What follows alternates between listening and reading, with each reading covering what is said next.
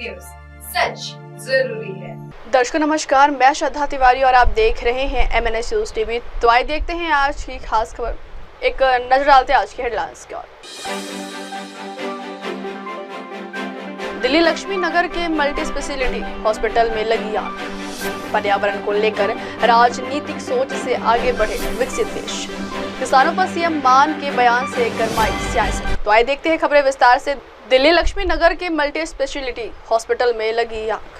दिल्ली के लक्ष्मी नगर स्थित मक्कर multi speciality hospital में आग लग गई। 4 दमकल गाड़ियां मौके पर है। दिल्ली फायर सर्विस ने कहा कि इस घटना की सूचना मिलते ही तत्काल कार्रवाई की गई और दमकल की 4 गाड़ियों को मौके पर भेजा गया।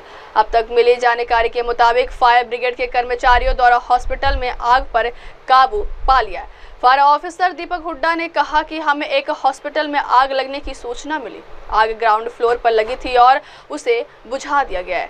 कोई हताहत नहीं। इससे पहले दिल्ली के द्वारका मोड़ इलाके में भी 18 मार्च को देर रात भयानक आग लगने की घटना सामने आई थी। इस घटना में बड़े स्तर पर नुकसान हुआ। आग लगने का कारण अभी तक पता नहीं चला।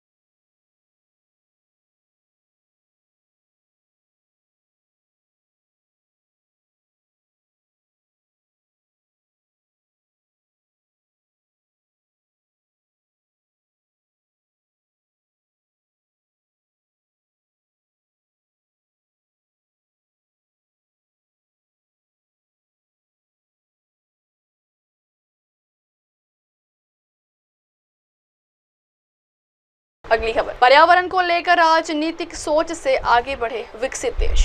उपराष्ट्रपति जगदीप धनखड़ ने रविवार को कहा कि विकसित देशों को पर्यावरण संबंधी सोच में राजनीतिक सीमाओं को पार करना चाहिए। ऐसे मॉडल अपनाना चाहिए जहां ग्रह, स्वास्थ्य, मानव समृद्धि और कल्याण का आधार बन जाए।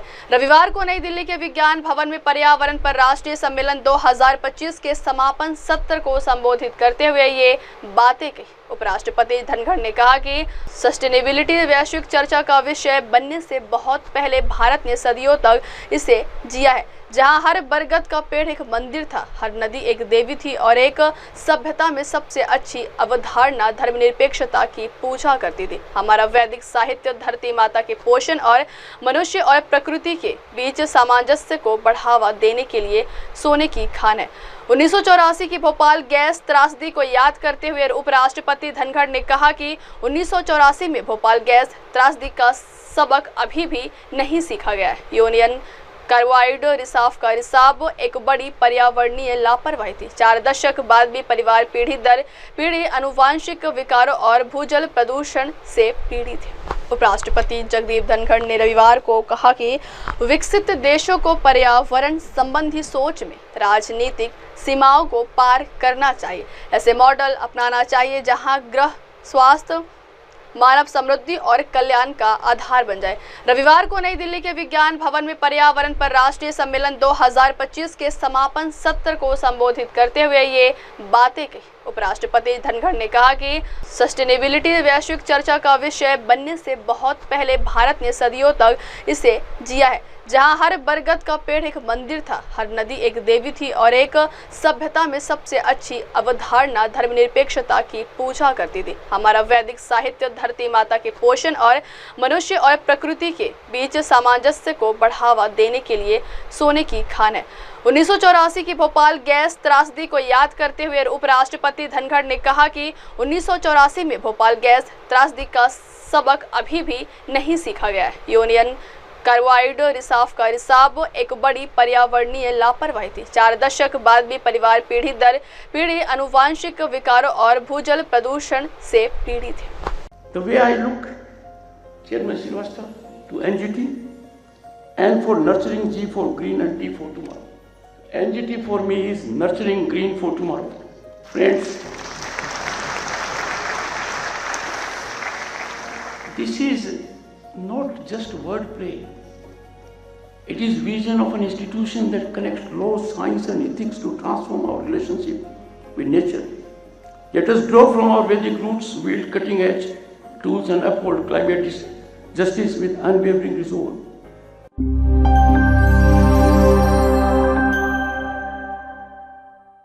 The Bhopal gas tragedy lessons is still unlearned.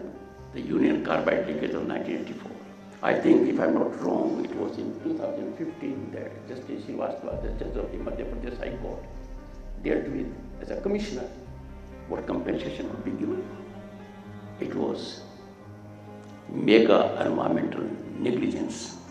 Even after 4 decades, families suffer generation after generation, genetic disorders and groundwater contamination. 30 years after it, as I reflected, Justice Srivastava dealt with an issue for welfare of the victims. Just imagine how pathetic was the lack of awareness. We did not have an institution like NGT. We did not have a regulatory regime that could address the issue. Things would have been very different if there had been a regulatory regime of the current level then.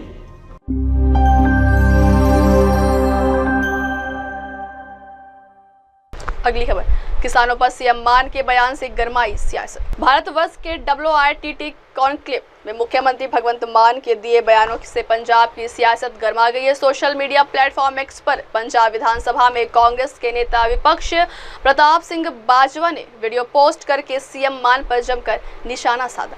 उन्होंने कहा कि किसानों पर अत्याचार करने के बाद भी भगवंत मान मीडिया इंटरव्यू के दौरान झूठ बोल रहे हैं कि हमने किसानों के खिलाफ कोई कार्रवाई नहीं की है। क्या कोई इससे अधिक बेशर्म हो सकता है? दरअसल इससे पहले सीएम भगवंत मान ने भारतवर्ष के अपने इंटरव्यू का एक हिस्सा एक्स पर पोस्ट किया और लिखा कि हम आज भी किसानों के समर्थन में हैं। उनकी सारी मांगे केंद्र सरकार से संबंधित है। हमने किसानों के साथ किसी भी तरह की कोई जबरदस्ती नहीं की। पंजाब के आर्थिक नुकसान को देखते हुए बॉर्डर खाली करवाए गए। भगवंत मान के इस पोस्ट को अपने जवाब के साथ रिपोस्ट करते हुए प्रताप सिंह बाजवा ने लिखा कि मुख्यमंत्री भगवंत मान और अरविंद केजरीवाल समेत पूरी आम आदमी पार्टी ने अब तक झूठ की राजनीति की। विधानसभा चुनाव से पहले आम आदमी पार्टी ने 5 मिनट में MSP देने जैसे बयान देकर किसानों को गुमराह किया और सत्ता में आने के बाद उनकी मांगों को केंद्र सरकार पर थोप दिया। हक है धरना देना या अपने हकों के लिए लड़ना, मतलब डेमोक्रेटिक राइट है। लेकिन बॉर्डर बंद हो गया, पंजाब ब्लॉक हो गया। मैं कहता हूँ जी, आप अभी भी उनकी 4 मई को मीटिंग है सेंटर से। 7-8 मीटिंगें पहले भी हो चुकी हैं, मैं भी जा चुका हूँ कई में। मैं 4 मई वाली मीटिंग में उनको लेके आऊँगा जी। बस मैं अपनी पंजाब सरकार की तरफ से उनसे इज्जत से लेके आएंगे। बात करिए, बात आपकी केंद्र से है। आपने ब्लॉक कर दिए हाईवे, लोगों को दिक्कत हो रही है। पंजाब जो है वो बिल्कुल ब्लॉक हो गया। तो हमने प्यार से, कोई डंडा नहीं चला, कोई पानी कि बौछार नहीं चली वहां, कोई खून का तुपका नहीं बहा वहां। अंडरस्टैंडिंग थी, नहीं किसानों से नहीं, नहीं अंडरस्टैंडिंग प्यार थी। से बोला कि जी हम रास्ता खोलना है, हमने बसें खड़ी हैं, इसमें बैठ जाइए, आपको जहां जहां कहोगे हम छोड़ के आएंगे, हमें बॉर्डर खोलना है क्योंकि पंजाब का इकोनॉमिकली लॉस हो रहा है, व्यापारियों का लॉस हो रहा है, लोगों को आने जाने में दिक्कत हो रही है, तो आप अपनी मांगे जारी रखिए, हम कब करें, मांगे तो सेंटर से है, मांगे तो मेरे साथ है ही नहीं। ट्रक जो है वो रुक गए, एनआरआई हैं हमारे पंजाबी, बहुत देशों में रहते हैं, उन्होंने जाना गांव के बीचों में से, पता नहीं कहां से एयरपोर्ट, किसी की फ्लाइट मिस हो रही है सर। मैंने बॉर्डर खुलवाया है, मैं किसानों की मांगों के साथ अभी भी हूं कि मानिए इनकी बात। अन्नदाता है, मैं परसों मिलके गया हूं प्रहलाद जोशी जी से, 125 लाख मीट्रिक टन गेहूं देंगे हम देश को, 182 लाख मीट्रिक टन चावल देते हैं हम, नंबर 1 है, 45% फूटबॉल में पंजाब देता है। भाई 45% जो देगा थोड़ी नखरे तो करेगा, फिर वो झेलो, इसके लिए तो तालियां होनी चाहिए, ये वाकई है। झेलो, दो उनको, उनका बनता प्राइस दो, हमें क्या दिक्कत है, आप प्राइस दे दो, किसानों की आय दुगनी करेंगे, जब हाई 1100-2200 कर दोगे दुगनी हो गई,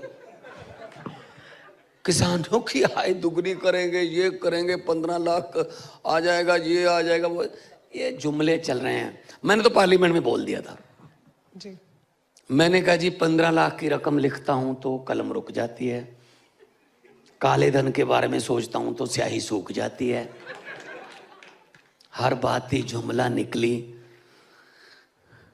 अब तो ये भी शक है क्या चाय बनानी आती है।